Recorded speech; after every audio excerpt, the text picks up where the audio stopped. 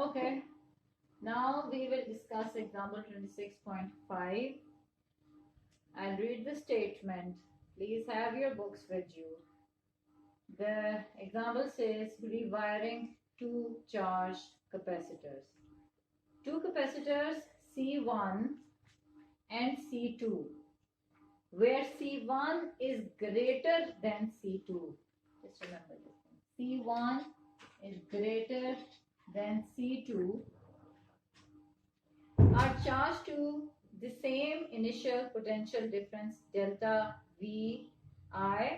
The charged capacitors are removed from the battery and their plates are connected with opposite polarities. Now their plates are connected with opposite polarity. In the figure, this. The switches S1 and S2 are then closed as given in figure B. The question is, find the final potential difference delta VF between A and B after the switches are closed. So, important things to be noted here is number one, C1 is greater than C2. This capacitor, the capacitance of this capacitor is greater than the capacitance of C2. Second is that after being charged, they are connected with one another through this circuit in such a way that they are connected with opposite polarity. That if this capacitor is connected in this circuit in a way that it has positive charge over here and negative here, then the other one must be connected in reverse order. That is the negative charge on the side of the positive charge of C1 and positive charge on the side of the negative plate of C1. So this is how we have constructed this circuit over here.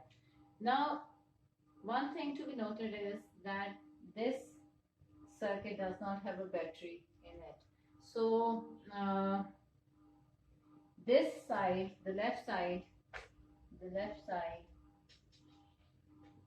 it forms an isolated system because the charge, they cannot move through the capacitor. So we have a positive over here and a negative over here. So obviously this system will act separately, and we have a positive and a negative over here. So this side, the right hand side, is will be behaving as an isolated system. So this, now considering these points, I will write the equation, and then we'll try to find delta VF for the given conditions over here. I'll just rub it. Okay.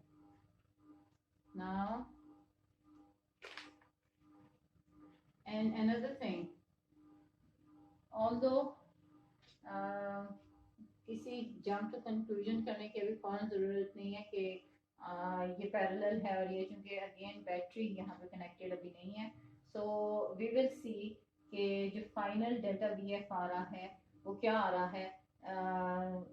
Immediately ये कह देना कि जी अच्छा ये तो parallel नज़र आ रहे हैं, तो जो पैरेलल की कंडीशन है उसको सेटिस्फाई कर रहे हैं. So we will go through it and see what we get at the end of our calculations. So now considering figure A, I can write the charge on C1 is given as Q1 initial charge when the switch is open, and the charge on C2 is given as Q2 initial charge. So I may write Q1 initial equals to C1 delta Vi, and similarly can write Q2I equals to minus C2 delta Vi. We have written for this initial condition that Q2I must have a negative, value, because again this system is acting as independent system right now. This the right hand side. So this charge will be considered as negative, and for the open circuit, and this will be considered as positive. So I have written Q1I equals to positive C1 delta Vi, and Q2I equals to minus C2 delta Vi. Now, remember, we are considering the left hand side of the circuit. So the total charge will be the sum of Q1I plus Q2I, which is C1 delta Vi minus C2 delta Vi. I can take delta V common, so I am left with this. That is the total charge when the switches are open, and I'll get C1 minus C2 into delta Vi. Delta Vi is the initial electric potential for the circuit. So now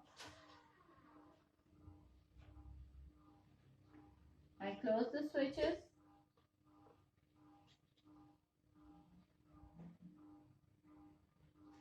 This condition now, considering this condition when the switches they are closed. So then with closed switches,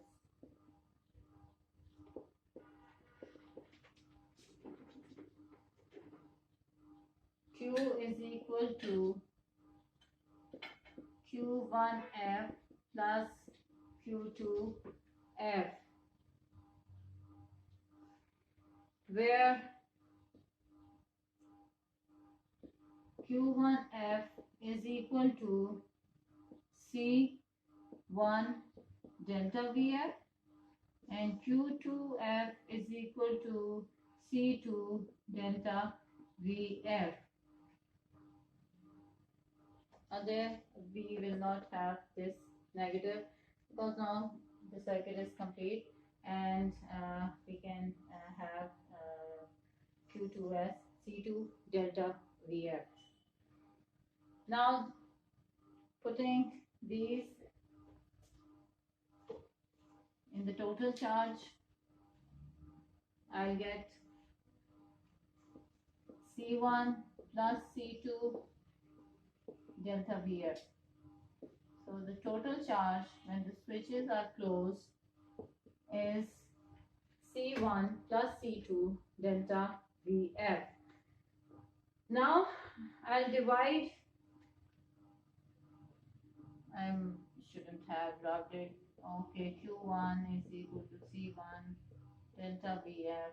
Q2F is equal to C2 delta Vf. Just give them a name over here, A and B.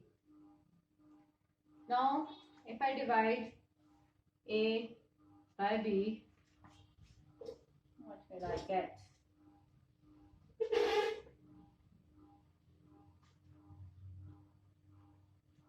Dividing A by B, I'll get Q1F over Q2F is equal to C1 over C2.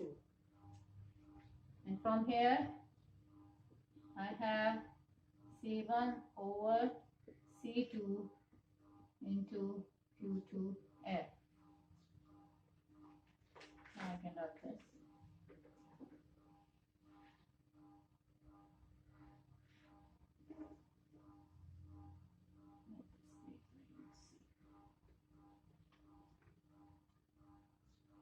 Now I can put this in the equation, I think 2. I have set that equation number 2. That is for the total charge. That is Q is equal to Uh, for Q1, I'll replace this C1 over C2 into Q2F and plus Q2F.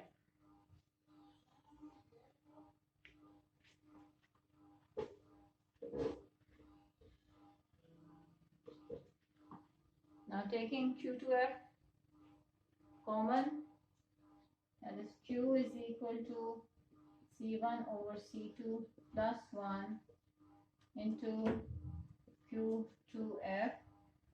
Now Q2F will be equal to C2 over C1 plus C2 into Q. I have simplified the equation for Q2F. So now, if I want to know the value of Q2F, that is charges on this charge on this capacitor, I can use this equation and find the value of Q2F.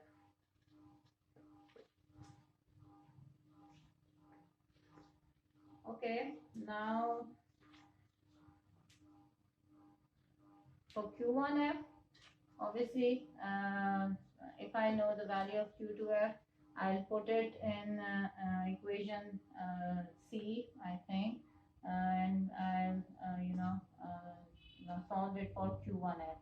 So for Q1F, I wrote the equation C1 over C2 Q2F.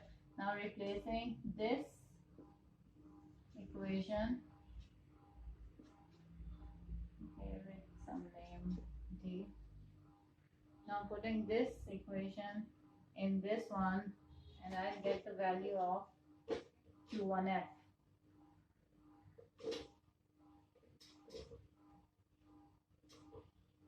Therefore, Q1F will be C1 over C2 into C2 over C1 plus C2 into Q. It gets cancelled and I have this C1 plus C2 equals to Q or Q1F.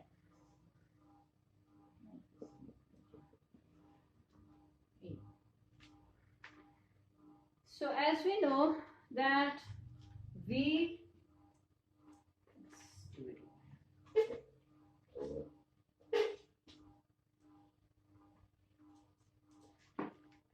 as we know that V is equal to Q over C.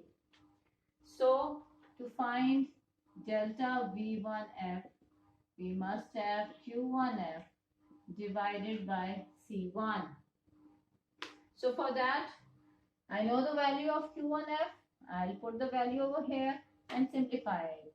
So 1 over C1, and the value for Q1F is C1 over C1 plus C2 into Q. So this C1 is cancelled and I'll get Q over C1 plus C2, which is equal to delta V1F. Similarly, I'll try to find V2F.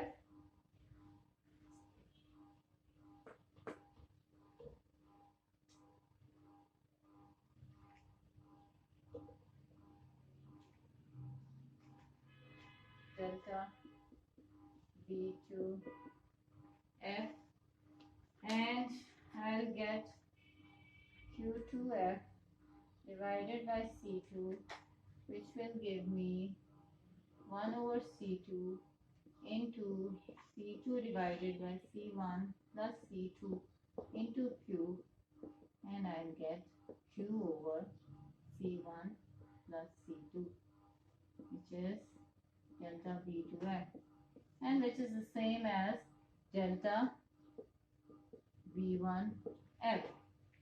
So both are same, and we may write that delta Vf is equal to delta V1f is equal to delta V2f. So the value of total electric potential of the circuit will be Q over C1 plus C2. Now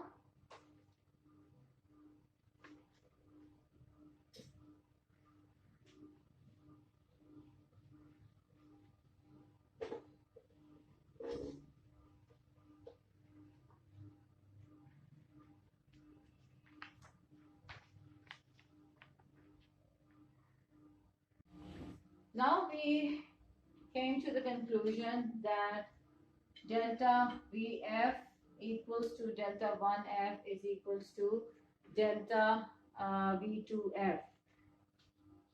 अब further उसको हम इस तरह से simplify कर रहे हैं delta Vf के लिए कि हमारे पास टोटल चार्ज हमने जो पहले कैलकुलेट किया था वो था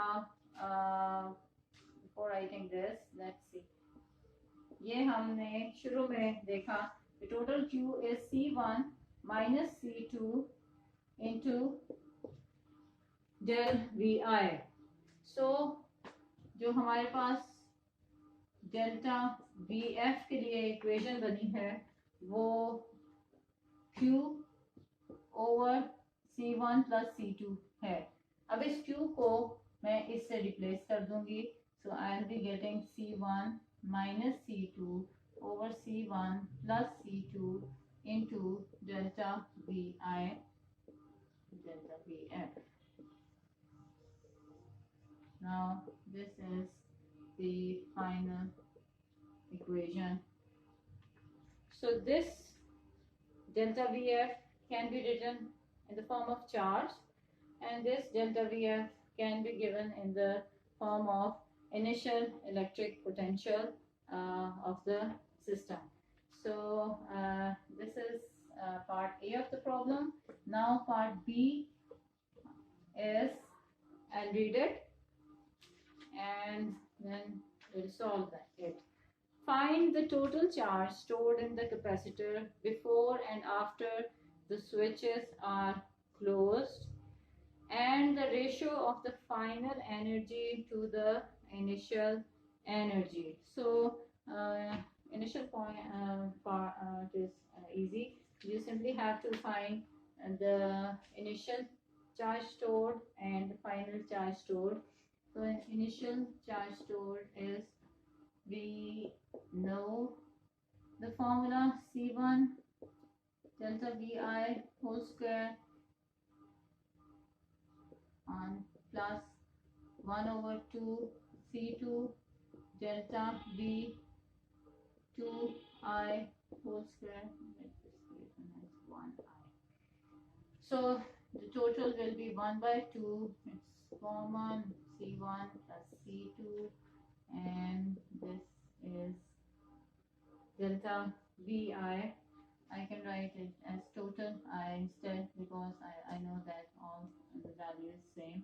So Vi whole square. So this is Ui. Similarly, Uf will be 1 over 2 C1 plus C2 into delta Vf whole square,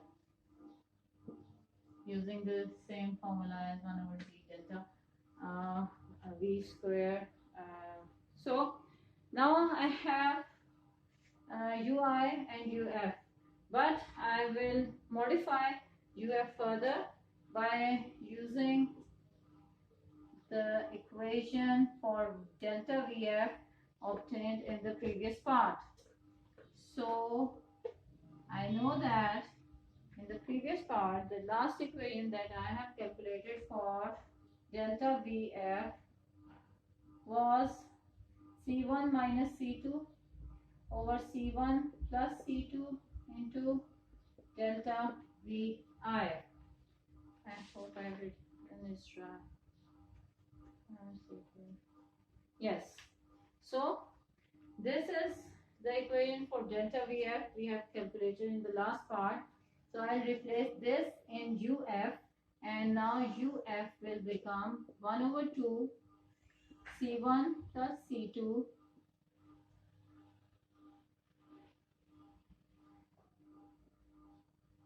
into C1 minus C2 over C1 plus C2 whole square to delta VI whole square. So this will be now 1 over 2, this C1 plus this, it goes away, and I'm left with C1 minus C2 whole square divided by C1 plus C2 into delta VI square. So this is the energy stored when we have that final condition over there. And again, we are supposed to find the ratio of the final energy stored to the initial energy stored. So now I'll divide the final energy stored with the initial energy stored and see what will I get.